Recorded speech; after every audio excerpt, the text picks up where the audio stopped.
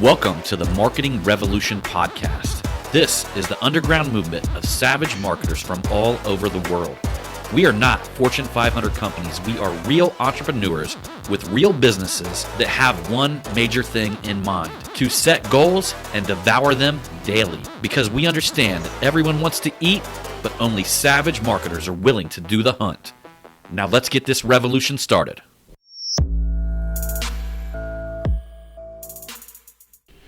Hey, what's up, everybody? John Highley here with the Marketing Revolution podcast and the Marketing Savage Facebook group. Chilling here with your girl of the hour. With your girl, Angela Highley. Holla.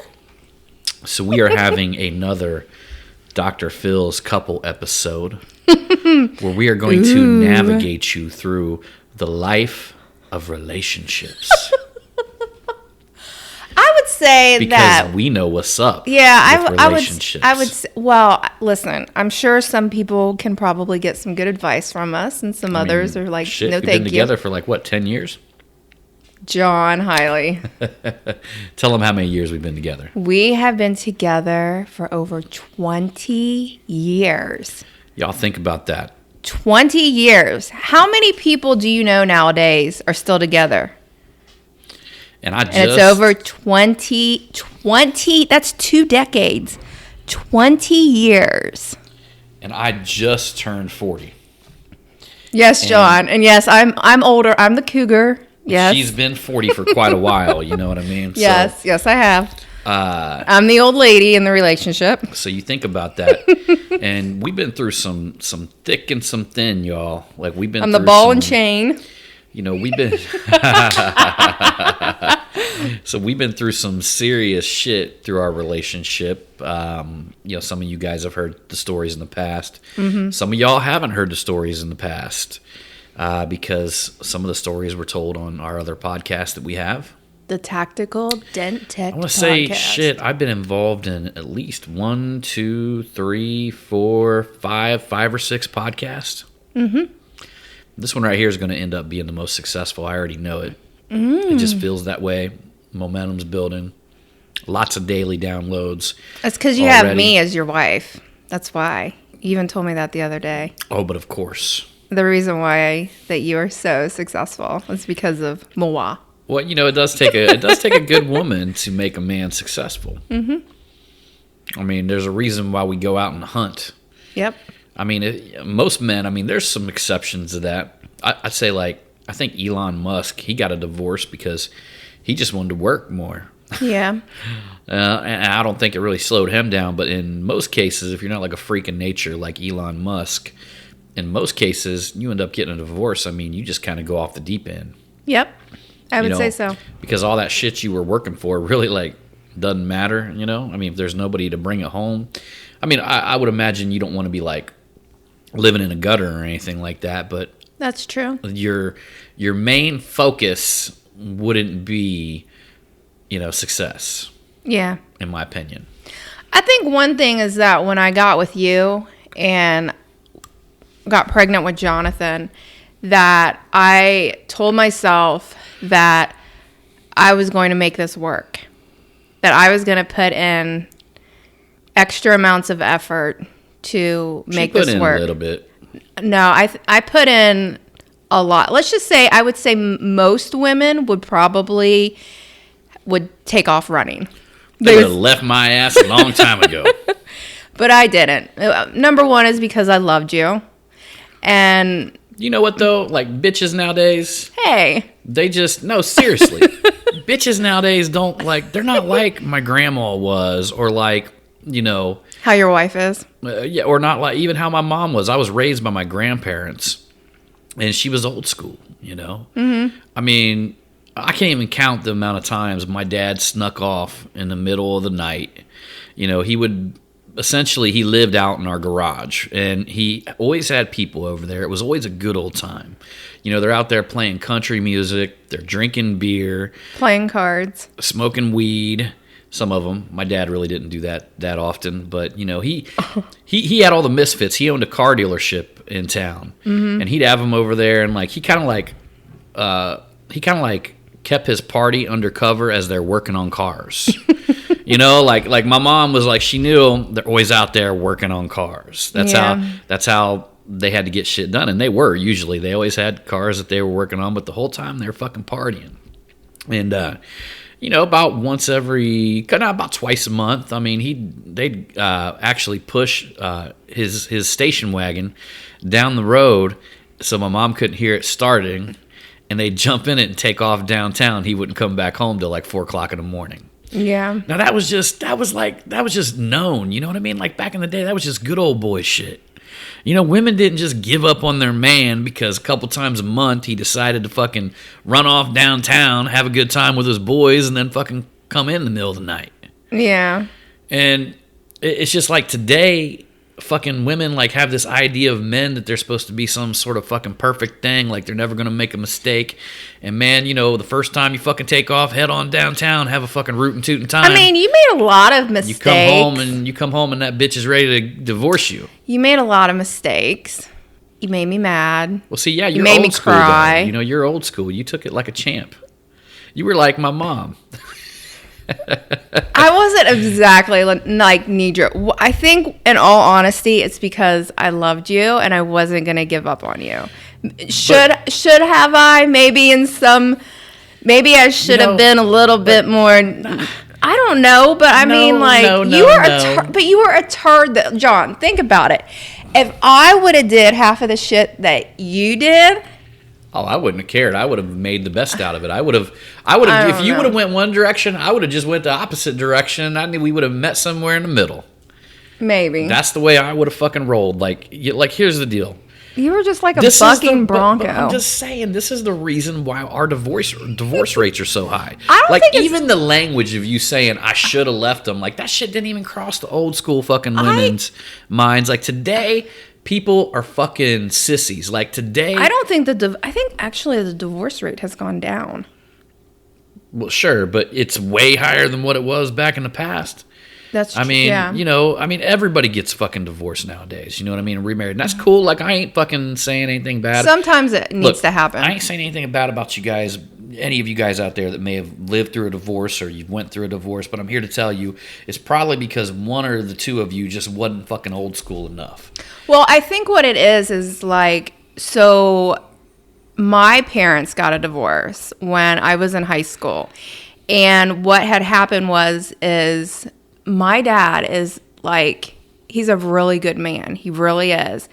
But my mom, I think what had happened is she had went through a midlife crisis and she had cheated on my father and ended up leaving my dad for this other guy. Now, in the beginning, she still wanted to be married to my dad, but she also wanted to be with the other guy.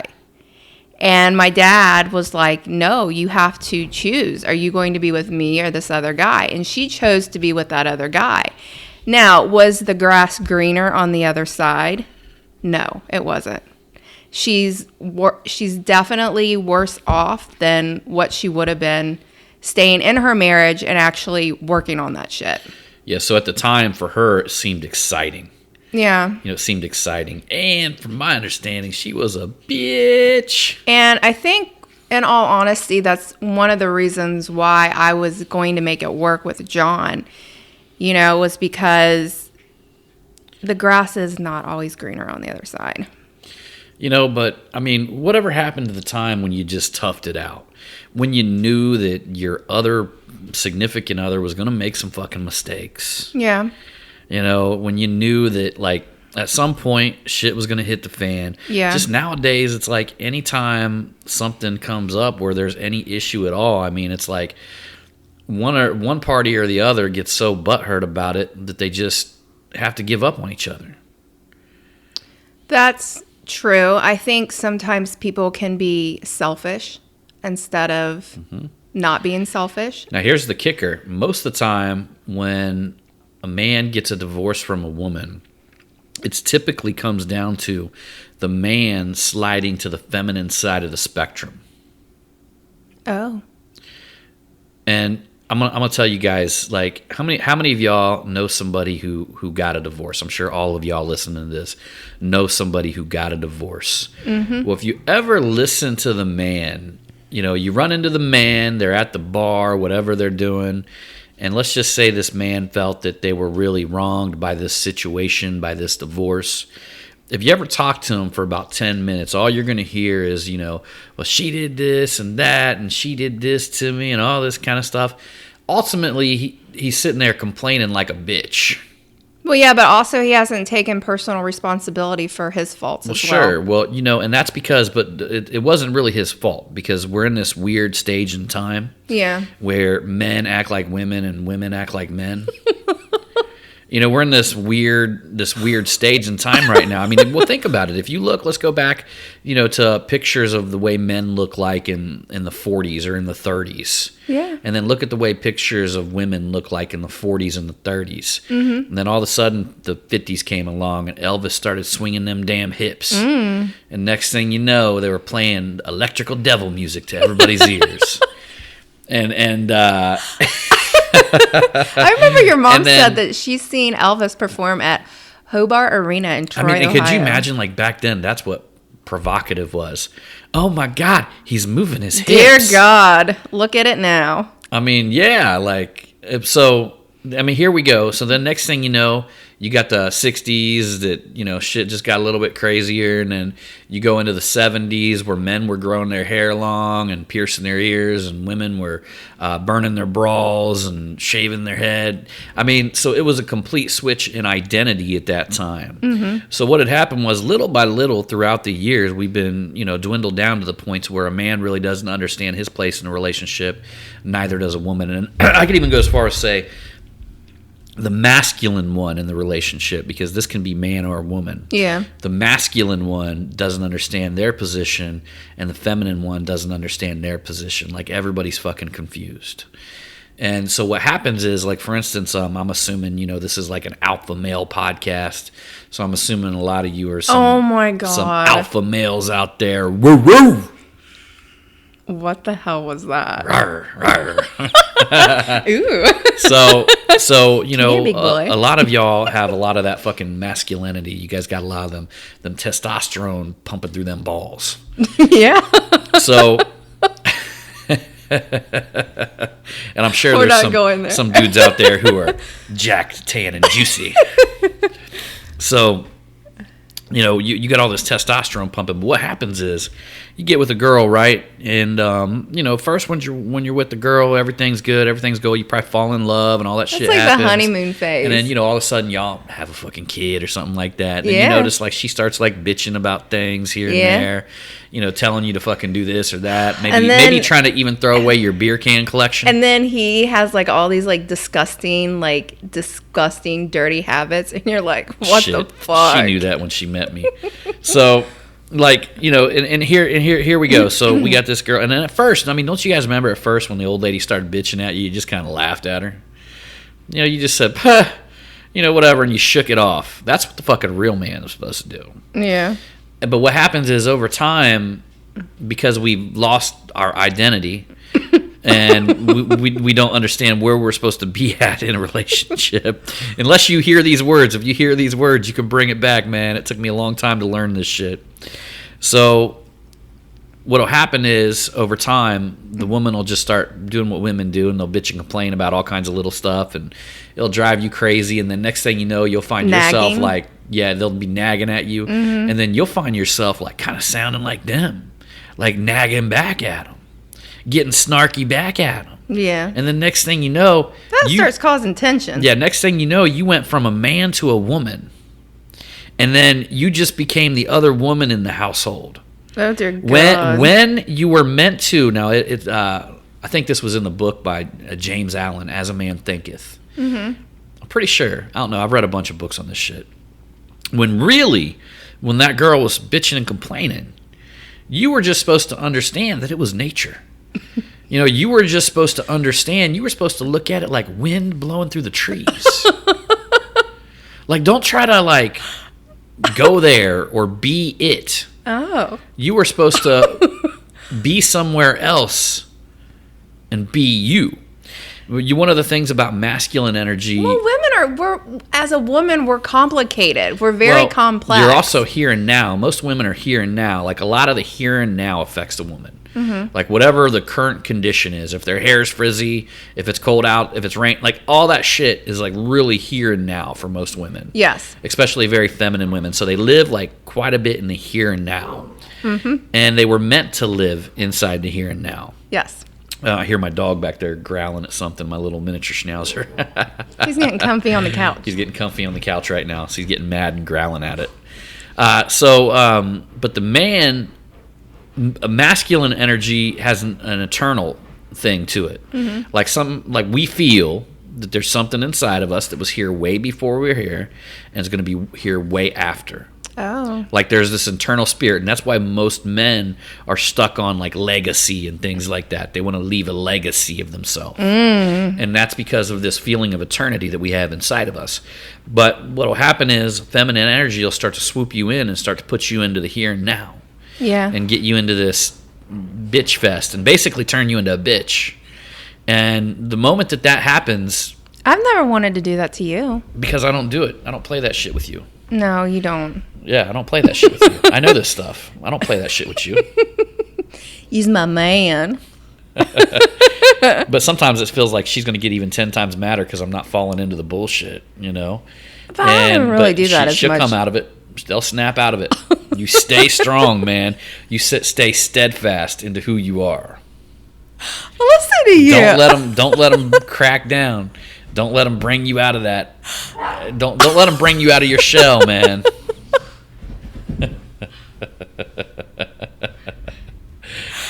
I think Odin really likes what you're saying. Yeah, he's over there wrestling with the couch or something like that. We're actually doing this at home. This is an early podcast, guys, so we're heading out to Dallas, so we actually recorded this one ahead of time because we're going to be on a flight back to Dayton on Saturday. Yep, that's true. Yeah, so we're heading out to the Apex Executive Mastermind. So you're a manly man. Yeah. And I'm just over here a woman. A female. But and if you like I said, I'm assuming a lot of you men are masculine out there that are listening to this podcast. And the thing about it is, a feminine woman wants to be they want to be just on your ship, man. You know what I mean? Like, well, we want to be a provider. We want to take care of our family. We want to protect our family. Yeah, they want to be on the ship, though. We're very nurturing. I'm a very nurturing person. I would think that you would agree with that because I've nurtured you a lot during your oopsie times. During my oopsie times. Yeah, I mean, like, in all honesty, like if you think about it, like the situation that had transpired like 2 years ago. Yeah. You hit. They know. I told them on a couple podcasts. You hit your lowest of the low, and I was there. I hit rock bottom, bro. Yeah, but you had a good woman that knew. Came and bailed me out of jail. Well, that was so scary because I don't. I was so low, a mosquito wouldn't even bite me. Yeah, But I was like, I knew when that had happened, when I came to the hospital and seen you, like I knew that you were a different person at that moment. And I knew that I needed to be the strong woman and just stand by my man's side.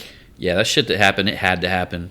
I was like a train that was getting ready to wreck at any moment. Well, basically what was happening is you were pissing everything that you've worked so hard for.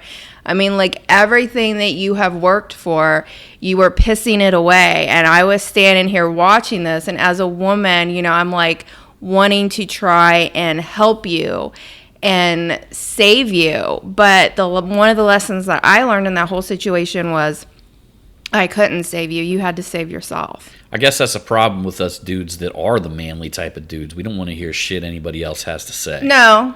And usually you want to be stubborn. It's always got to be our way. Exactly. You want to be really stubborn. I had to get seriously fucked up to get out of that situation. It had to happen. And during that time, that was probably the only time I ever really questioned us being together because I'm like, do I have it in me that I can go through this storm with him. And I said, yeah, I was just like, I'm going to do this. I'm going to give my man one more chance. Yeah. And he made it right. He made it right. Mm-hmm. You definitely made it right. Yeah. It definitely stirred up a lot of So I got a hilarious story to tell about this. Okay. Oh, something funny about it? No, something about a story that relates to it. Oh, okay. So some of you guys know, like a couple years back, I went into a 2-year drinking spree, fell asleep in my Corvette, woke up just in the hospital. I got the shit beat out of me by the police. They tried to wake me up, and apparently they startled me. I was in blackout mode, and it went left. It went left. It went left. And long story short, I woke up in the hospital bed and got out of jail. My attorney got me out of all the shit, and the police actually loved me. Be honest with you, like they really liked me a lot, and because they didn't know who I was when they got me. And I mean, come on, you guys, look at me. You know what I mean? If you were to just look at me, would you be? I'd be the dude that's sitting in a brand new Corvette. You know, they thought that I stole my car, and it was some serious. It was a serious ass whooping. They tased me, all kinds of shit.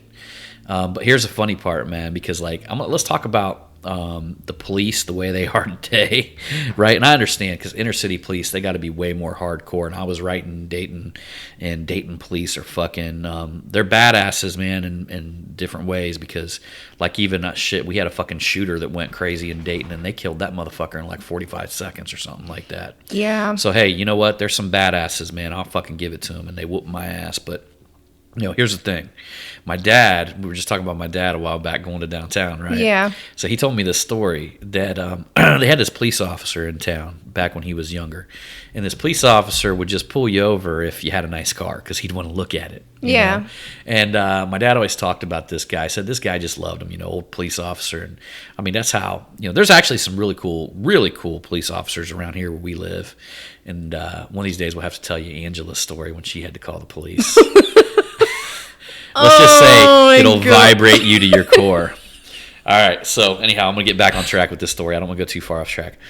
So my dad was telling me, I guess one night, he was at a stoplight in on Main Street, and he passed out drunk behind the wheel. And he just stayed there. And he said that by the time this police officer, the one that was his friend, pulled over and woke him up, he had about 70 cars behind him, all waiting. It was literally all the way through downtown. He was the car. I don't think there was 70. I think that's a little too seriously far. He said that there was cars. He said that there was cars from as far as you could see behind him. Okay, but I don't think it was 70. And here the police officer. I'll give it 20. All right, so here the police officer. The police officer pulls him over, and the police officer's got a rookie with him. Yeah. So they'll train their rookies, and the rookie was doing a ride along with them, and so they had my dad wake up and had him pull the car over. Got behind him, and the old police officer came out and said, hey, Jerry Highley, what's going on? He goes, you're just looking tired from working too much. And the rookie said, well, can't you see he's drunk? I can smell it from here. And he goes, well, get out of the car, Jerry. He got my dad out of the car, and he had him do some sobriety test. And the rookie kept saying, well, he's drunk. He goes, well, you don't know Jerry. He goes, I know Jerry really well, and you don't know Jerry. He goes, Jerry probably just working late and this and that. Yeah. So the old cop basically just walked him through the whole thing, and the old rookie kept saying, well, why aren't we taking him to jail, And he goes, hey, you don't know Jerry Highley like I do. Yeah. And he ended up letting my dad get back in his car and drive home. Nuh-uh, and he got behind him and followed him all the way to the house. Wow. I talk about some fucking. But that was probably talk about the good old days. That was probably way back in the day. That was the good old days. That was back when if the cops tried to pull you over and you got away from them, like the Dukes of Hazzard. Yeah. You got in a high speed chase and you happened to get away. The next time they seen you in town, they'd be like, "Well, you got away that time, but next time we're gonna get you." It's just you got away, It's hey, you just got away. I got away that time. Oh my god, your dad was a hoot. Yeah. Your dad was a hoot. Yeah. But still, though, that was probably on one of his nightly hiatuses, Yeah, there was this one time when John and I were first together, and we made some pot brownies, and his mom and dad got into them. Hey, did you ever hear about the time my brother he got took to jail. Which he one? Was Greg, because he was walking home from the bar and he took a shit in somebody's yard and he passed out with his pants down to his ankles. I thought that was Alan. No, that was Greg. That was Greg? Yeah, that was Greg. Oh, my. Yeah. He couldn't have, went down an alley and now, kind Alan, of, tried to hide it? Alan, on the other hand, he's the one that got, that's my brother-in-law, Alan. He's the one that actually got, the cops were on, a manhunt for him. Wasn't he, streaking? Wasn't he, he running was around town naked? naked And shit. Yeah, and so the cops were on, this manhunt for him. And apparently the cops had come looking for him. They'd do a flashlight in a bush or something like that. He'd pop up butt-ass naked. And he would take and he would go, beep, beep, and take off running like the Roadrunner. And they were chasing him all over town. Every time they almost caught him, he made that sound like the Roadrunner and took off another direction. Was he just intoxicated, or did he have something else in his system? I have no idea. That sounds like something somebody would do if they were, taking LSD or something of that nature. He probably did. He probably did. He probably thought he had this amazing suit on or something. He was known for running around naked. Oh my god. He's also known for being hung like a horse. Oh, we don't. So need to talk come about on. That. If you're hung like a horse, you're gonna run. You're gonna be naked every chance you get. Oh dear God. Oh, take my pants off. All right. Look at this. Don't they always say that if you ever got into an altercation, a fight, the best thing to do was to take all your clothes off and try to fight them? Well, yeah. If you're ever about ready to get in a fight with somebody who you don't want to fight, I don't give a fuck how big and tough this dude is, just strip down butt naked because he'll take off running, man. Nobody wants to fight a naked dude. There was even a guy who did YouTube videos where he went into the hood, into the ghetto. Yeah. And he started threatening straight up gangsters to fight him. And as soon as they came at him, he pulled his pants down and every one of them took off running. There was even a dude running away that had a gun tucked in the back of his pants. Nobody wants to fight a naked dude. No. Nobody wants to fight a naked dude. No, nobody wants any of that stuff being all Alan, rubbed up against them. Alan, he'd come around my dad, and he wore a shirt one time that said the 14-inch club on his shirt. So his shirt basically just said the 14-inch club. Yeah. And my dad looked at him. He said, I'd like to join your club, but I'd hate to cut a couple inches off. Your dad was rotten. He was a sweet man. Sweet man. Yeah. So, but funny times. You guys just took a trip down memory lane with me and my crazy hillbilly family. Yes. My family is full of fucking rednecks, y'all. Yeah, but full of rednecks and hillbillies and just all kinds of different shit. Yeah. Yeah, good times. It's funny. Good times. So what other relationship advice do we have for these folks before we bounce out of here tonight? I say the relationship advice that you just got here was pretty solid. If you're a man, don't be a bitch. I would say, and I know this is probably so cliche, but when they do say that the grass is never greener on the other side. Don't they always say you need to water your own or fertilize it or something? I think that's what it is. Because it's full of shit or something like that. Yeah. I would say definitely. I would say anybody that's going through some hard times, there's always a light at the end of the tunnel. I don't know. I think that's situational because there are reasons why people should leave other people. No, absolutely. You know what I mean? I know that my sisters have been in some fucked up relationships. Yeah. But we didn't even know about them until they were over, and then you hear them talk about the shit they were fucking dealing with. But and we're like, what the fuck were you thinking? Well, I think sometimes, when we all get together, me and you, I had baggage. You had baggage. I have no baggage. Oh, well, come on. I had experience. I would say that we were able to work through our baggage, but I would say that you got to definitely put the work in on yourself, Yeah, you definitely can't stop working on yourself, and if you're listening to this podcast, I already know that you're all about it. I already know that you're all about it. If you're part of my inner circle, I already know that you're all about it. Yeah. And that's the thing. It's a never-ending journey, but it's the only journey that's worth taking. Mm-hmm. Yeah. Yep. So, anyhow, y'all, we're going to go ahead and cut out of this podcast. Yes, we are. And we are going to be doing another Winter Wednesday on this coming up Wednesday. Make sure you get your iTunes reviews in, y'all. Yeah, leave us some motherfucking reviews. I got the craziest looking fucking thing sitting over here that I'm going to be giving away. Now, granted, I still got to take it because it just came in the mail today. So I still got to take it over and get it engraved with the Marketing Savage logo, because I try to put the logo on everything. Leave us some reviews. But it is a crazy fucking cool thing. I'm just doesn't telling take you that guys, long. Your odds of winning Just drop is us big. one. Just drop us one. Massive odds of winning, and I do one every fucking week. And one of these days, you're going to win. Something's going to show up in the mail. You're going to love it. Mm-hmm. You never know what I'm going to give away. I might even give away a fucking Hawaii vacation one day. Well, hopefully they change the things, because in Hawaii, don't you have to take like a COVID test or something before entering? We're going to do that after the fucking COVID crisis goes away here. You think that shit'll eventually just go away? After the, what do we call that? The scamdemic. After that scamdemic goes away. Yeah, I go. Odin's getting all sneezy about this. He believes it's a scamdemic.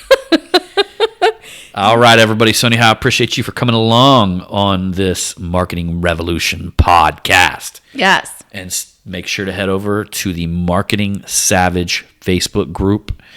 And as usual, we're going to see you on the next one. And remember, it's all about the motherfucking hustle.